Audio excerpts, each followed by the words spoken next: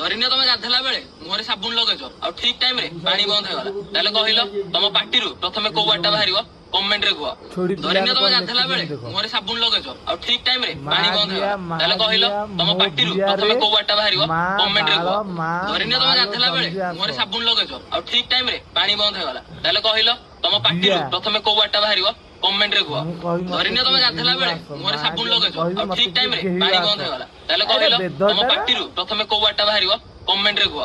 ଧରିନିଅ ତମେ ଗାଧେଇଲା ବେଳେ ମୁହଁରେ ସାବୁନ ଲଗେଇଛ ଆଉ ଠିକ ଟାଇମ ରେ ପାଣି ବନ୍ଦ ହେଇଗଲା, ତାହେଲେ କହିଲ ତମ ପାଟିରୁ ପ୍ରଥମେ କୋଉ ୱାର୍ଡଟା ବାହାରିବ? କମେଣ୍ଟ ରେ କୁହ। ଧରିନିଅ ତମେ ଗାଧେଇଲା ବେଳେ ମୁହଁରେ ସାବୁନ ଲଗେଇଛ ଆଉ ଠିକ ଟାଇମ ରେ ପାଣି ବନ୍ଦ ହେଇଗଲା, ତାହେଲେ କହିଲ ତମ ପାଟିରୁ ପ୍ରଥମେ କୋଉ ୱାର୍ଡଟା ବାହାରିବ? କମେଣ୍ଟ ରେ କୁହ। ଧରିନିଅ ତମେ ଗାଧେଇଲା ବେଳେ ମୁହଁରେ ସାବୁନ ଲଗେଇଛ ଆଉ ଠିକ ଟାଇମ ରେ ପାଣି ବନ୍ଦ ହେଇଗଲା, ତାହେଲେ କହିଲ ତମ ପାଟିରୁ ପ୍ରଥମେ କୋଉ ୱାର୍ଡଟା ବାହାରିବ? କମେଣ୍ଟ ରେ କୁହ। ଧରିନିଅ ତମେ ଗାଧେଇଲା ବେଳେ ମୁହଁରେ ସାବୁନ ଲଗେଇଛ ଆଉ ଠିକ ଟାଇମ ରେ ପାଣି ବନ୍ଦ ହେଇଗଲା।